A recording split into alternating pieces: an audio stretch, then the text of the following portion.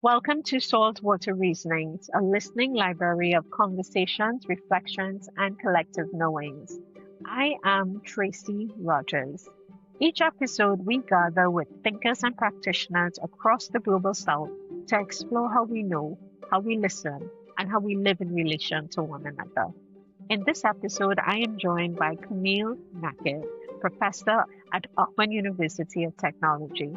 Camille's work challenges how knowledge is produced, validated, and valued, and it calls us to honor the intellectual and cultural traditions that have always existed within Caribbean life. Our reasoning unfolds through the languages of liming and old talk. These are everyday practices of gathering and conversation that carry profound epistemological significance. Camille and I reflect on how these informal spaces shape how we come to know, trust, and belong. Consider the politics of listening. Who is heard, who is silenced, and what it might mean to listen as a radical decolonial act. This episode is an invitation to slow down, to value the intimacy of talk, and recognize that the Caribbean has always theorized through laughter, contradiction, and care. Welcome. I'm honored to have you here. I feel like I want us to start the way that I've heard you start, because you're from Trinidad and Tobago, but you've lived in New Zealand for a long time, and I've had the honor of hearing you open spaces, and I want to just invite you to open the space and ground it in whatever way you feel called to. Okay, tinakwe, ku Camille Nakhid aho, ku Caribbean, tuku Moana, ku Trinidad and Tobago, tuku Fenua, ku Kalinago, tuku Iwi. Here living in Aotearoa, New Zealand. I just did a very, very brief pepeha or welcoming, saying that the Caribbean is my sea. My land is Trinidad and Tobago. My iwi is indigenous Kalinago, but I am also of African heritage from our enslaved peoples, and I'm also of Indian heritage for our indented laborers. Acknowledging lineage and all of the blood, all of the energies that contributed to us being present in this moment. Thank you for doing that and doing that so beautifully. When I first came upon you, I found your name and a phrase in the same breath. It was Camille Nakhid, Liming and Old Talk. I was like, oh, so I want to just start with liming and old talk as research methodology. We're going to talk about affirming methodologies. We're going to talk about how we listen and how we listen in ways that are endemic to who we are. So I want to ask you, what's your first memory of old talk?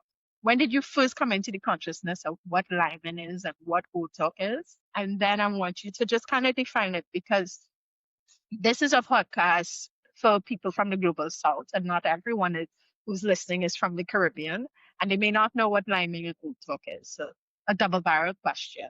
When did you first come about liming and old talk, and define it for listeners who don't know what that is? Yeah, well, I'm Trini, so I actually didn't know any other way of communicating with people. This is who we are. You know that when you gather together and talk to people, you liming, old talk. I personally thought, for me, that everybody in the world did it. You know, just like how I thought everybody ate cuckoo and callaloo, bacon bulgur, and I thought everybody had the same mix of ethnic heritages as Trinidad. So for me, liming and old talk is just part of who I am. I couldn't see it as anything differently. And as I said, I thought everybody doing that. But you'd also know, though, that liming and old talk was what you did when you felt in a freer space, where there wasn't that authority in it, where you could, say what you want. Because you notice that when you in a classroom, it was different. When you outside with friends, it's different. So you know that in the classroom, that's very structured approach was you couldn't lime unless, of course, the teacher, in my case, the nuns wasn't there. So it's a place, where you are unpoliced, you are unmonitored, and you talking without pretense. And that doesn't happen in a school, that doesn't happen in the workplace, it don't happen in the churches or in the mosques, whatever you are. So you just know that once you get to a place where you unfettered, where you feel free, where you can relax, where you could just not even talk, just listen. Nobody's demanding anything on you. You're in a place where you lime in. In a place where the old talk is good. Yeah. Yeah. So it's a form of communication. I loved how you said it was an equalizer as well. It was also a signal of safety. Like it's okay to just be. There's no need to pretend. There's no need to pull yourself together. So it really connoted No like need to put on lipstick. no need to. So you show up as you are. It's casual. It's free flowing. Yeah. And all talk, anything goes. You could say what you want to say and just be. Yeah. Yeah, I think with the old talk down the line, because they kind of go hand in hand. Even though we don't say it, there are protocols, because they have a sweet lime and a sour lime, and if you make the lime sour, nobody ain't inviting you back, and they vex with you for a long time to come, and you have to make real retribution for that. And the lime sweet, you go again, and sometimes it's just you and one person, and it don't have to be a whole lot of people, So I think, although you could be unfettered, nobody policing what you say, you have to be respectful, you have to listen to people. And sometimes, just your presence in silence is a contribution, because, silence have its own words. So sometimes you're just listening. Yeah. Yeah. I love that you went there. So when I came across liming and old talk and research methodology, it felt like we were bringing together two spaces that were not supposed to cross. Because research is serious business, it's empirical work, is where you are about the business. Qualitative research or quantitative research. It's a system, it's a rule. And then liming is this very casual comfort space. So when did you begin to take liming and old talk? When did you first begin to see it as a site of knowledge? Well, I just want to say, though, that when you say research is serious business, I don't agree with that, because right now you're researching and we're having a good time. Right now you go down by the market and you think you're not researching, but you're doing that. You're looking at what mango ripe, what not mango not ripe. You're doing all that research. I remember when we were first looking at liming and old talk and seeing how we could develop it as a research methodology. This was in the so-called Canada, what they call the indigenous people called Turtle Island. This Trini fellow say, well, we don't want to make liming and old talk into academia, because it will take away from the relaxedness of old talk. But then the converse, I would say, why does research have to be all serious? And I think academics want to make it serious because they wanted to make it elitist. They want to make it something only that they could do, not the ordinary person on the street. But the ordinary person on the street is the one sharing their knowledge with them. And academics would know nothing without ordinary persons sharing their knowledge with them, except the academics is the one getting all the credit. So I just want to say that, research is serious business, yeah, but research is life, and old talk is as serious as research. Yeah.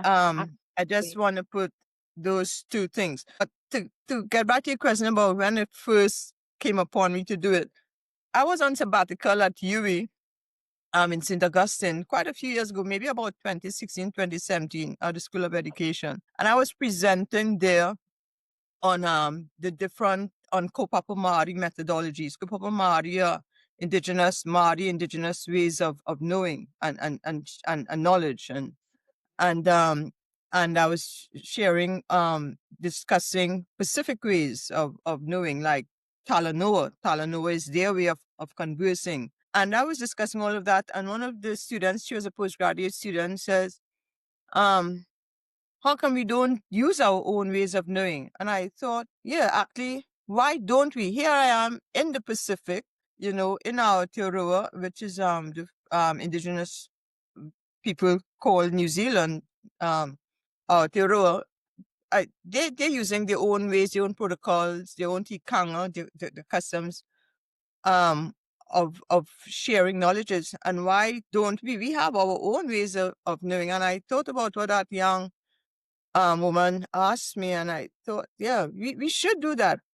There is no other natural way for us to talk than old talk. There's no more comfortable way without bringing in a piece of paper. And so that began me thinking about it. And when I had a PhD student come down from Cuba. She had seen my name somewhere, I think, and decided and applied to come down to Oakland University of Technology, where I am. And she had spent some time in Trinidad, and we talked about Lyman and Old Talk. She said, why don't I look at that to see how Caribbean Kiwis articulate their identity? And it started from that. And then the initial group of people, Margaret Nakhid, Shakisha Wilson Scott, and Annabelle Fernandez, and we looked at that. And later on, we were joined a year or so ago by Talia Esnad and Arthur Rockcliffe. But we all thought at that time, the group of us, why not look at Lyman and Old Talk? Because that is our embedded, inherent way of sharing knowledge, of finding things out, of macroing, which I think is a positive. So we need to define macroing, these things. To macro is to listen to other people's conversation. Yeah. So that sounds legitimate to me. Yeah, let's go with that. Yeah. But we're definitely talking about, so I'm with you when we talk about the fact that we do research all the time. The first theorist I know is my grandmother. My grandmother was a master theorist, right? But we're not taught that. And we're definitely not taught to associate those two things. So it's challenging the way we've been taught to think about methodology. So how has doing Lyman and Old Talk as methodology, how has it reshaped how you enter research spaces? I tell you what, though, that it's not easy in the Caribbean. Know that for us in the Caribbean, that our idea of success is a European, so Eurocentric way. That those who, and we've been, even myself, we have been trained in a Western-centric perspective. But I'm also here in Aotearoa, where they're moving towards something else other than that. So I've had that privilege of seeing that actually it can be done. And I know my Caribbean people, and I know we like that hierarchy, and I know we want to separate academics from ordinary people. So of course it has been a challenge. The people who have embraced it are the younger people, because they're saying, well, no, actually this is who we are. And this is why we brought in that whole concept of affirming methodologies. We have to affirm our own ways of doing. I'm not romanticizing it. We have good stuff and we have bad stuff, but at least it's our stuff. And if we don't sort out our own stuff, then it's not going to work. We can't have somebody else come and see the problem from their perspective. We know what our problems are, but we also know what's good about our own ways of doing and of being and of sharing knowledges. And we have to affirm who we are, the good and the bad. But we also need to be critical about our own ways of doing, whether we want to accept that or not. We've all been colonized, yet we will throw away some aspects of colonialism and keep some, and we keep some. Why? Because we want to feel that we're better than others in some respect. So those are the things we need to think about in terms of our critically affirming methodologies. Yes, we have good things and we have stuff that's mess, but at least it's ours, and it's for us to be critical about what the good aspects are and not try to hide behind culture or religion, when all it is and all it we want to do is to maintain a hierarchy over somebody else. We need to erase that and to be critical about why we do that. Because if we don't care or we're not troubled by somebody's oppression, it's more likely that we're benefiting from it. And we have to think about that. That's a big moment there. I want us to delve more into affirming methodologies. But before we do that, there's something that occurred to me. So you've made your home now away from Trinidad for how long now? It's been my home away from Trinidad? What are you talking about? You are one of the most Trinidad people I know. And You have lived in a different space, and you started out by saying you were in that space and they were using their ways of knowing. And it struck you that we are not using ours. So it kind of felt like moving away from home made you reconnect with home in a different way. And I just thought that was an interesting dynamic. That this move away, being in this space, and being Caribbean and being Trini in that space, because I'm pretty sure from the time I open your mouth, you know. Well, But yeah, something I ain't that, hiding it. no, and you can't. But something about this idea about tuning in and really locking into our ways of knowing came from being in a second home and seeing people lock into their way of knowing. And I'm curious about, did you notice that when it was happening? The fact is sometimes you need that distance. You need that distance to see things clearly.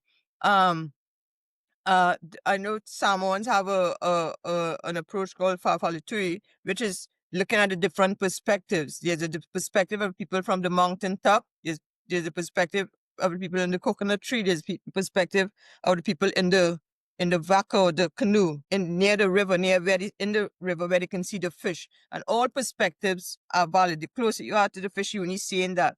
You're on the tree, you're seeing something else. You're up on the mountain, you're seeing something else. So sometimes you do need that distance to see what's going on. The further you are, you see how connections are being made, where the relationships are, who's connecting with who, what's going on with who. But because you're on the mountaintop doesn't mean to say that you're distant from what's going on. You're just distant in terms of geographical space. But you're not distant in terms of spiritual connection or relationships or anything like that. That does not change no matter where you go. Yeah, absolutely. I'm feeling that. You're also operating in a space where colonization and the product of colonization is also very much there. I want us to talk about, because you're very clear, could you say this? Difference between decolonial and affirming methodologies, and why is it a differentiation for you? Well, I think decolonizing and the colonial approach it was a good start to me. It's very, very useful because it helped to expose how research methodologies have harmed Black, Indigenous people of color, how it have harmed people in the Caribbean when we use ways of researching that are not our own ways, where we look at problems from the perspective of others rather than from ourselves. The way I see a problem might not be the way somebody who's providing aid might see a problem. Only I know the problem and only I know what the solution is, but I might need some assistance with that. And decolonizing approaches to research did that. It exposed the harm that Eurocentric ways of doing and researching have brought on to Indigenous Black people of color communities. But if you look at and see now what has happened to decolonizing and the colonial space, it has been co-opted by those same people we were working against. Decolonizing criminology, decolonizing psychology, decolonizing methodologies, all taught by people, have sanitized it. And it's like saying, yes, we have done really bad things and we are to blame for this. But I could keep telling you how bad we are, but I will keep teaching so I can keep having a job. And I'm not going to make any difference to the situation that is in place, because if decolonizing processes work, why are we still trapped in the same spaces? It's not moving anything forward. It's not making any difference. And using a decolonizing approach keeps us always having to center Eurocentrism and Eurocentric ways. We bring them in all the time, continually into the conversation. And I said, no, that is not going to work, because if they wanted to change things, given the power that they have, they would have changed it already. And they have not done that. So let us look at affirming ourselves. Let us not do what we need to do in the context of them, saying that, well, we are doing this because theirs wasn't good enough. Because the minute we say they're not good enough or it was harmful, we keep bringing them back into the conversation. Let us just look at our ways of doing and affirm who we are, invaluable in and of ourselves, without needing to justify our value, to justify our worth. We don't need old lemon and old talk is good because it is better than them. No, don't bring them into the conversation. Let's just look at ourselves. And for us, affirming methodologies is akin to me, like, let's talk about anti-colonial frameworks. That, I think, would be a more advanced way of dealing with colonial practices, having an anti-colonial framework rather than trying to decolonize, because we'll be forever trying to decolonize our education systems, trying to decolonize our justice systems. Let us affirm our own ways of doing something in and of themselves, in and of the value that we have for our own work. Yeah. So not centering our work in movement against anything else, but saying that it's valid because it exists. And so the whole idea, the force behind affirming methodology is to say, this is what we do. Yeah, this is what we do. And this is good. And where we have brought in the critical methodologies, this is what we do. And let's expose the injustices and imbalances that we have. Sometimes we have a very gendered household. Sometimes we have a very patriarchal household. Sometimes we have a very homophobic household. Sometimes we have a very classist. There's a lot of classism, colorism, but at least let us deal with it from our own point of view, because there's the merit in affirming. If you would look at affirming methodologies and the way our relationships have come about from all those different ethnicities that have come together, that have had to have relationships with each other, to be mindful of each other, to be respectful of each other, to create a Caribbeanness, And I think sometimes we forget our indigenous people. We need to bring them into that space too, because the Caribbeanness is forged from the lands and the grounds of our indigenous peoples. I'm hearing too this idea about not romanticizing what we have as well. And so what we have, and there are a lot of aspects about our cultural work that is entrenched in patriarchy, that's entrenched in sexism.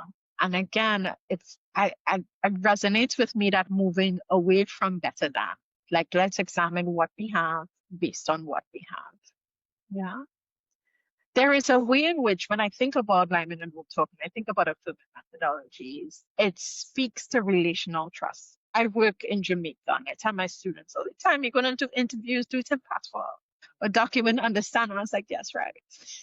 And it's okay that I don't understand. I feel as though we spend so much time translating ourselves. And so that when we meet with people and we want to engender true connection, we're putting on airs that they're putting on airs as well. So there's a way in which I find Lyman and Oates for really, I talk a lot about refusal, like ways in which we refuse to participate in the colonial project anymore. And I'm hearing for you, part of that refusal is understanding the value of decolonized so far, but saying, you know what? Part of my refusal is not refusing to be classified as decolonial. So I want to talk a little bit about sitting with people, doing Lyman and Oates as methodology, and what sense you get around relational trust, and what does that mean, and how does it show up for you when you're with people? That is a good question, because with affirming methodologies itself, although we validate who we are, we also validate others too. Now, we give them that space to be themselves.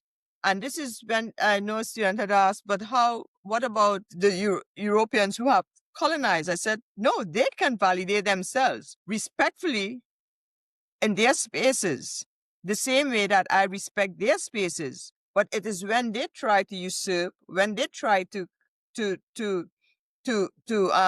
take over, then that is not affirming methodologies, because affirming methodologies is about relationships. It's about respecting other people's ways of doing things. But if your way of doing things is to come and take over my way of doing things, that's not affirming methodologies. You're just colonizing all over again. And so we reciprocate the respect we have for each other. And this is not to say that, well, I'm seeing what you're doing over there, and what you're doing over there is sexist, colorist, racist, etc. But that's your way of doing it. No, they themselves, like we, have to think about how their ways is impacting on others. And if there's an imbalance in power, if there's an imbalance in inequality, then you need to come to it. You can argue yourself into existence and into non-existence by saying, well, this is our way of doing, respect it. But if your own ways of doing is harming the people and your communities, well, no, then you do to look at it. You can't hide behind this is my way of doing it. If people want to hold on to a way of being that is harming and that is harmful, well, there's nothing you can do. Yet you have to really think about, where are you going to expend your energy? Are you going to expend your energy arguing with a fool? Or are you going to expend your energy to talk to people? Because some people are arguing with you not because they want the truth. Some people are arguing with you just because they want to be right. And where are you going to go with that? So it is about having the relationships, respecting the relationships, being reciprocal in those relationships. That is what affirming methodologies is about. To me, affirming methodologies is a concept. And within that, you have different ways of sharing knowledges. For us Caribbean people, it might be Lyman and Old Talk. For Puerto Rican brothers and sisters, it might be Hangweo. So there are many other ways of doing it. For our Pacific people, it will be Talanoa. For Māori, it will be Purako. So there are different ways of doing it. But for us, affirming methodologies is affirming who we are and our own ways of doing. What are some of the methodological lessons that you have learned while you've been doing this? In our Aotearoa here at the universities, they give you some allowance for your own ways, because I think of Māori and the fact that they've looked at Māori and their own ways of doing and recognizing that there are others who have their own ways of doing that's not Eurocentric. But when ethics committees tell you things like how many hours you're going to interview should only last for 90 minutes, you can't have alcohol, you have to have consent forms, that don't work in a Caribbean space. You have to have food and drink, you Lyman. Otherwise, everybody think you're stingy. You have to have you come out and you want people to sign forms. Like, why you want me to sign forms? You don't trust me, rather than they're not trusting you, all that. And then they say a interview have to be 90 minutes. Who Lyman for 90 minutes and going about your business when the food's still on the table, and it still have room to drink. And then they say you have to have 5 or 6 people. You invite 5 or 6 people, and that 5 or 6 people bring another 5 or 6 people, and then some people leave early, some people leave late, So ethics committees have to get in their head around that, because they used to do focus groups, interviews. These are the questions. With Lyman and Old Talk, which Lyme, you have a set of prepared question to ask people. It not happen as much as we like to think that statistics is neutral and objective and value-free. It is still coming from our lived realities. It is still coming from our perspective. And that affirming methodologies encompasses all of that. Whether you're looking at numbers, somebody still have to draw up the question, somebody still have to design the research, and whether it is quantitative or qualitative. So I want to make that clear. Affirming methodologies is not just for the qualitative space.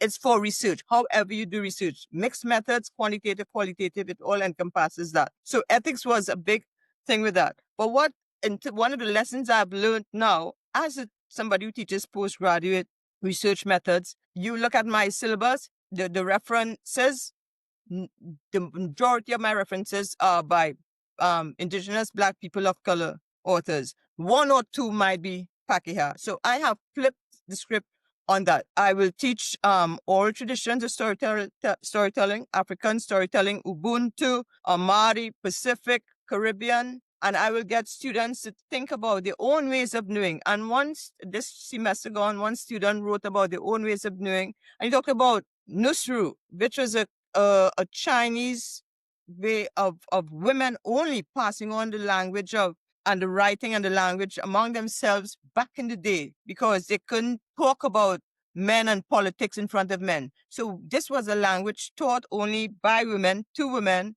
for themselves. And I've never learned that. And I learned so much from these students when I tell them, think about your own ways of knowing and sharing knowledge. And at first, initially, students like, no, but professor, interviews, focus groups, experiments. I said, you think back. You go home. When you go home, how do you share knowledge? And they began thinking about those things. And at first, they were uncomfortable thinking that they could use their own ways of knowing and doing and sharing knowledge, because they weren't used to. So in the papers that I teach, that is what I start off with. And I might bring in interviews and focus groups, but they're hearing that everywhere else. So let me concentrate on things that they would never hear before. They never learned before. Let them validate their own ways of knowing, historical, ancestral, currently contemporary. And then afterwards, maybe they might learn, because they need to realize that actually the taken for granted ways of knowing should not be Eurocentric. The taken for granted ways of knowing should be whether they Mandarin speakers, Cantonese speakers from different parts of India, from Nepal, from the Caribbean, from Jamaica, from Trinidad. That is what should be central to them. And we, as so-called academics, I hate the word academics, I don't know what even it means, but we need to accept that people come with different ways of knowing. And one of the concerns my student has was, well, what will examiners think of it? Well, examiners also need to accept that there are other ways of knowing, because we need to get out of that mindset. So you said so much, and I want us to slow down because they have some. I feel like we were just packing lots of suitcases because this is alignment we all talking, right? So there is the ethics. It ran into the affirming methodologies part, and I think that whole idea that affirming methodologies is really tapping into what is a valid form of knowing. A valid form of knowing is a way that you know, and it could be very specific to different cultures. I love that story you shared about that knowledge system that Chinese women pass on. I think that's such a powerful way. So first sitting with students and saying, before we come in to learn about the things that you can go read about, let's go inward first. Let's think about how you know what you know. And I want to talk a little bit about spirituality and other ways of knowing. We're going to come to that in a little bit, right? But before that, the part I want us to unpack is the ethics part.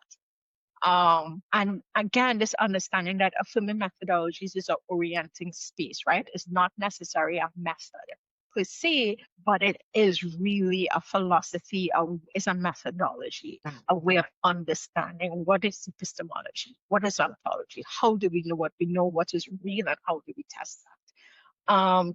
And the fact that oftentimes when we want to do this work, we need to go through ethics. Ethics is very important as a means of making sure that we do research that does not cause harm, and having an external body do that is important.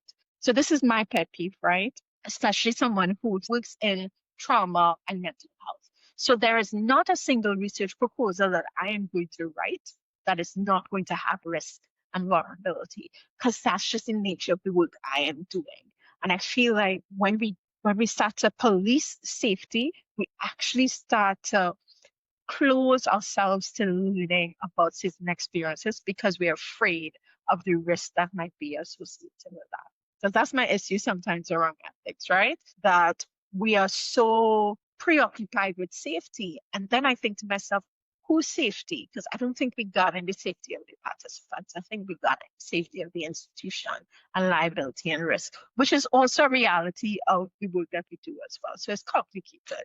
So when you talk about ethics committees being a place of challenges and a place to learn, because we come in and saying we want to do this thing, but we can't really tell you that it has lots of boundaries and systems, because in and of itself is an unsystematic thing.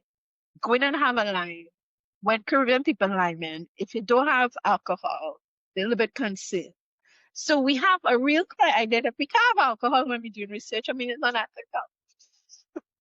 But there are ways, there's some communities in which it's unethical for me to sit down and have a conversation with you and you can't take a drink with me.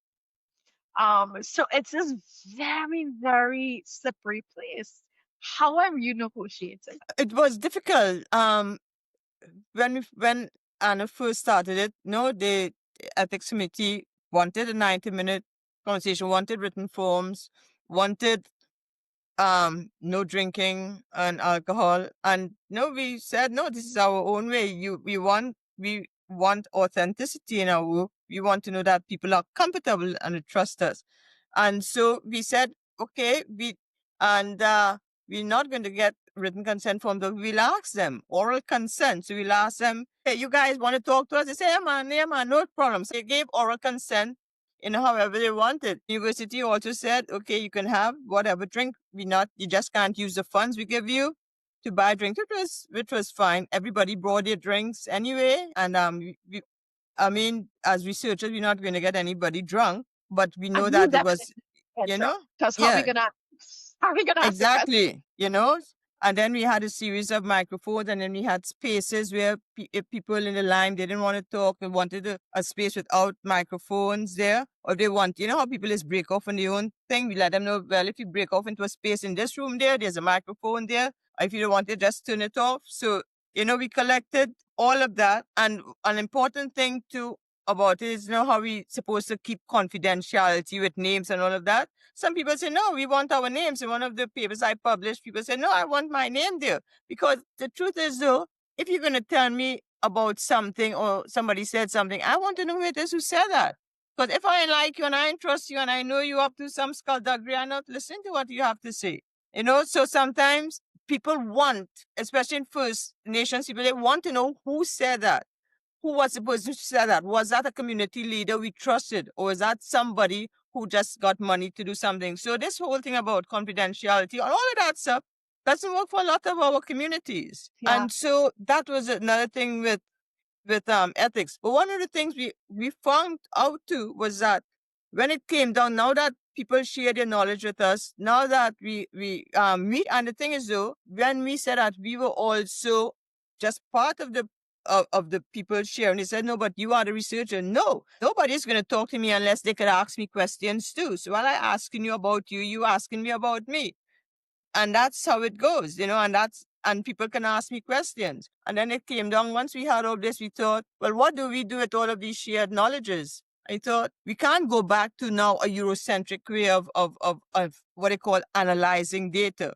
For us, it's looking at the data, seeing what was important to people.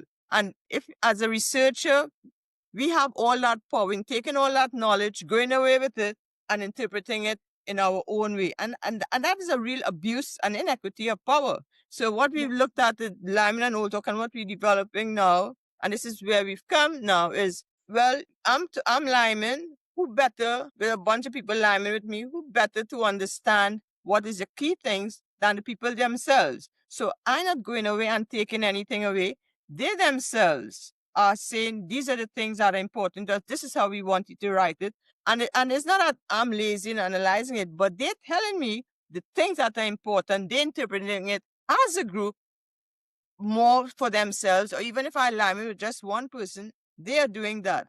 Because what one of the co-authors that I'm working on something now, Ryan Pisari, we're looking at what he calls mashup.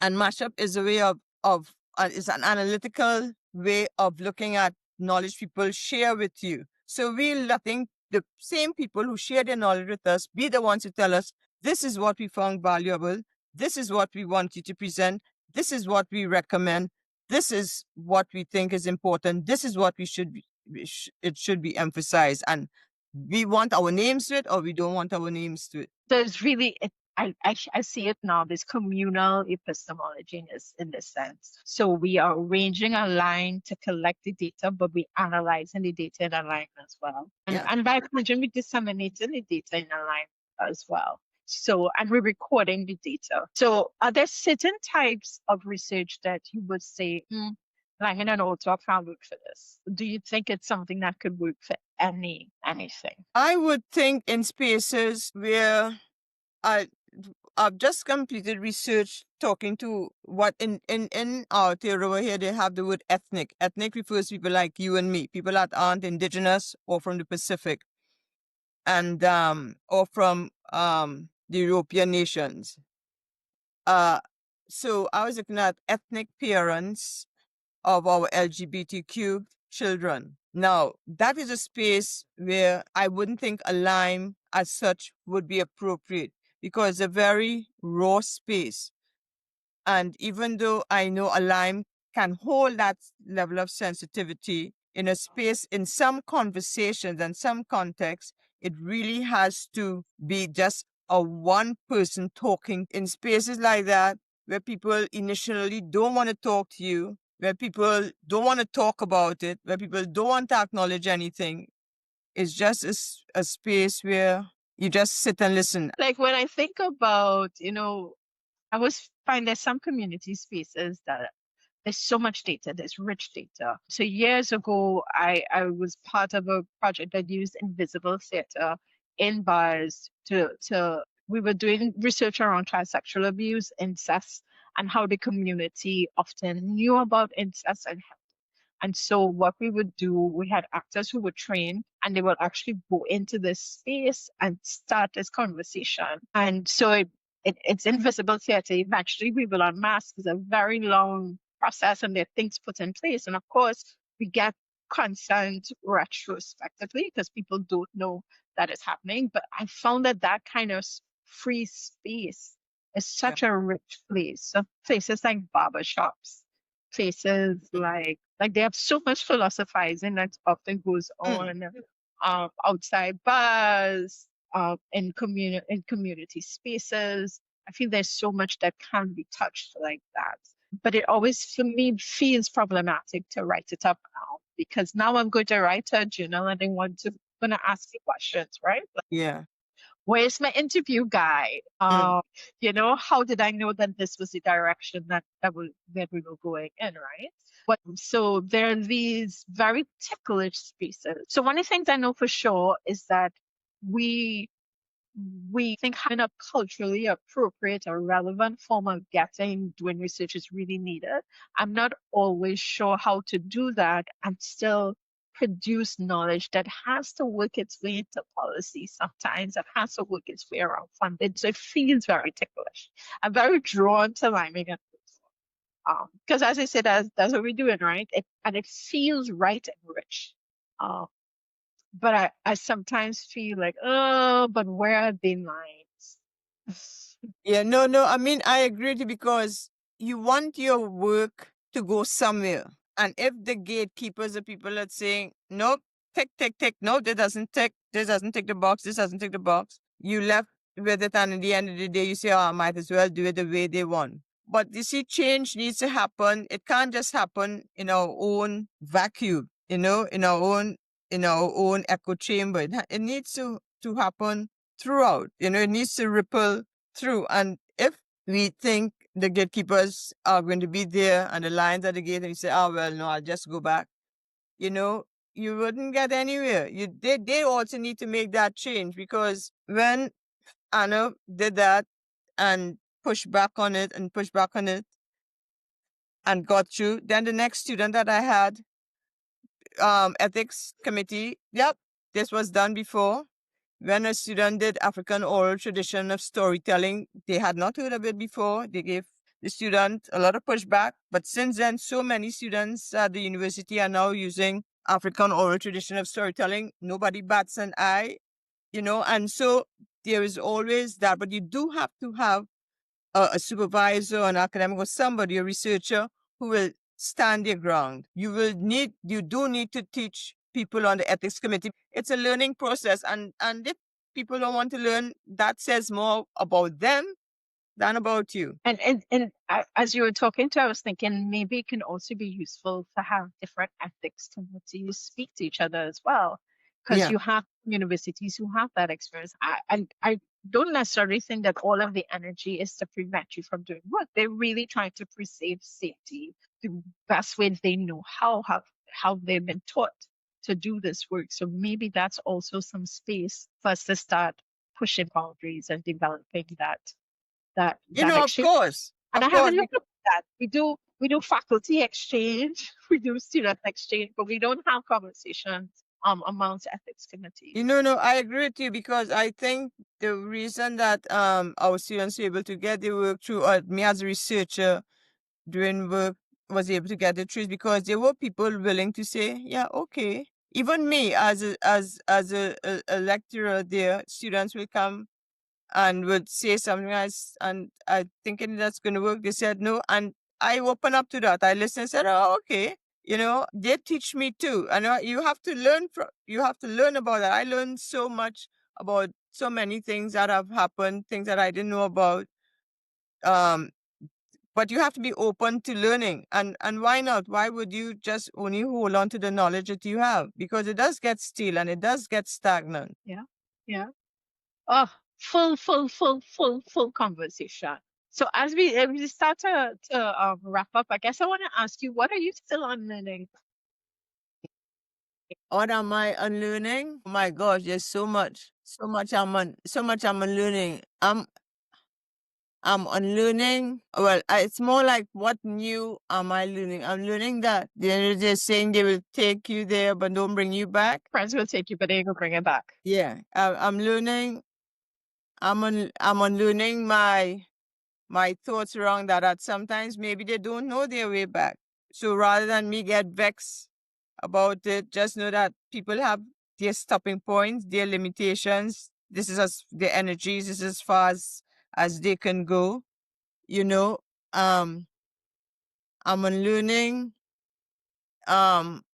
what solidarity is, what my concepts of solidarity is. That, people, there's conditional solidarity, those are allies, and there's unconditional solidarity, people who will be there no matter what.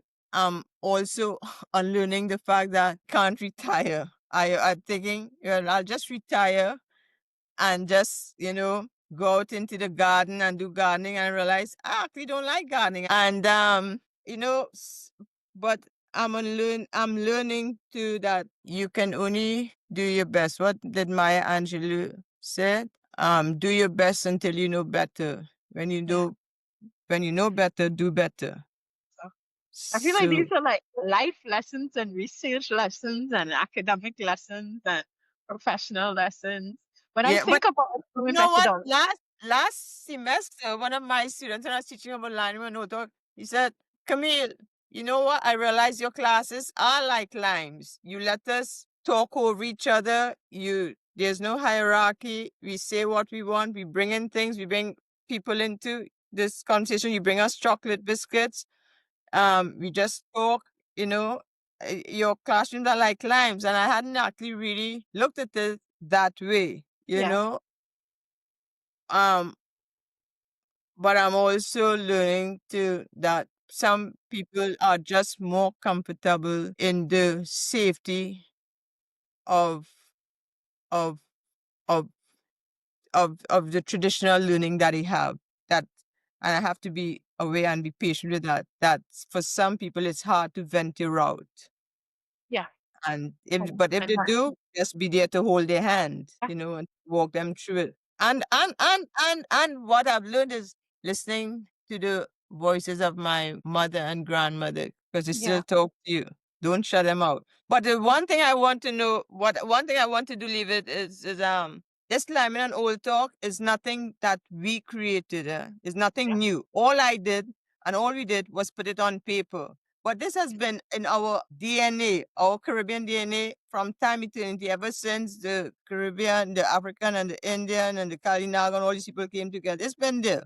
yeah. All you did was put it on paper. So we're not claiming nothing. We don't want any credit for any of this stuff. None at all. We just give all credit to those that went before us and to those that coming after us. And that's it. I love how you're closing us off, and this is an ending, I promise. So much to me about this That's book a lie, right? this is well, so so much about when I come across movement methodologies, it's a lot of unlearning, right? For me, it's It's a lot of what? unlearning. Right. But it's unlearning the things that you've been taught makes this work legitimate. But in the unlearning, it's also going back to what you knew to start with. So it's like this full circle moment, right? As you said, Lyman and Old this exists. It's here. We documented it before somebody else did, but it is here. And so when you say you speak to your grandmother and you speak to beings that are no longer in this physical realm, I mean, I'm starting a whole new conversation, but I also feel like thinking about memory and ancestors and those conversations as a way of knowing. Again, that's something that we've always done as a people. And so trusting that. And how do you draw on that as a researcher? Well, I don't know why we haven't used it more. But I don't know why we don't call on our dreams more. Why we put aside. I remember I was in so-called Australia on Gadigal land, and I remember dreaming of my mom and my grandmother talking to Indigenous Australian this old indigenous Australian woman. And mommy, I don't think I'd ever met them, but I just saw them talking, and I realized they were crossing bridges. So we didn't need to build any more bridges. They were crossing bridges that they had already built ancestrally long ago in the past. And that made me think about, well, how do indigenous Australians, Aboriginals, what do they know about people from the Caribbean? And that is when I decided to get a group of people together just to hear how they do things. So even in our dreams, there is merit. And we also have to look at the curses that we have. The spells. Some of the spells are good, some of them are not good. Some things in OB are good, some are not good. This is why I talk about taking a critical look at our stuff without romanticizing it. So I think our dreams, our past, our ancestors, our spirits, all of them play a very, very crucial part in all this. Otherwise, why are we here? We didn't get here because of our own merit. We got here because they had to go through a lot to get us to this place. Yeah, of course. And not just to survive, to thrive. That's right. I hear that. And it's data. It's all data. So I just wrote a paper about Lazarus and using it to think through how to use it as a framework to do research. So I'm so excited that you brought that up. But the idea too is to dip into data that exists on our subconscious level, data that exists around us, that's been part of our pedagogy. Now, before we review what pedagogy was, we were taught what pedagogy was. So I'm excited to hear you hear us go there. And I think that's some of what we need to start not being afraid to dip into. Yeah, it's embodied. It's our embodied methodologies. It's part of our DNA. It's part of who we are. And we should never lose sight of that because we can't prove it or we can't write it down. We can, and it doesn't lose any value or its essence because we put it into writing. But we know that it's there. I think about the shame we have about our epistemology. It is epistemic shame. And that what we need is some epistemic courage to dip into the full range of our ways of knowing.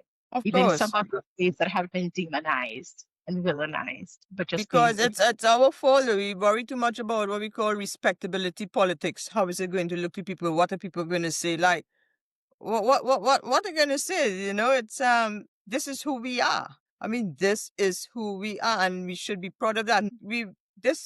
This false notion of we have to be respectable and play into respectability politics, and there's a stigma attached to us. We're doing ourselves more harm than good, and that's to our detriment and to their advantage. To breathing into all of this wonderfulness. And I guess I want to ask you in closing, what reflection or offering do you want to leave us with as we close this conversation that's going to open many other conversations, right? It's not going to be easy. There will always be detractors, and maybe that's good because when people detract, when people argue, it means that they're listening and they're reading your stuff, at least they're engaging your stuff. So I will take that. All the people that come and from outside that one is talk about reparations that only benefit them rather than us. When you talk about refusal, that to me is a form of reparation. When you talk about rest, that's a form of reparation. When people want to come and apologize for the slave trade in the Caribbean and they bring nothing with them but an apology, no, that's not reparation. That's performative. That's making a name for yourself. That we need to stay alert to the people that do that kind of stuff to us. We need to stay alert to valuing ourselves, to supporting each other when that happens. We're not supporting each other enough, because we're doing something that benefits us. You think, well, I'd better not say anything. I don't want to rock the boat. I'm not going to get promoted. I'm not going to get that job I want. At the end of the day, really, is it worth it? Our ancestors died for you to sell yourself all over again? No, that's not going to happen. At least not to me on my watch, anyway. Thank you, Camille. Thank you. You have been listening to Saltwater Reasonings, where we wade through the currents of care, struggle, and knowing otherwise. My thanks to Camille Nakhid for grounding this reasoning in the textures of Caribbean life, and for reminding us that liming and old talk are not trivial, but deeply intellectual practices. They are ways of thinking together, spaces where ideas are tested, contested, and made meaningful. To explore more about Camille's work and the ideas raised in this conversation, please visit tracyrogers.com/saltwater reasonings for readings and episode notes. Join me next week for another tide in this journey of global South reasoning. Until then, may your listening be generous and your talk full of truth and laughter.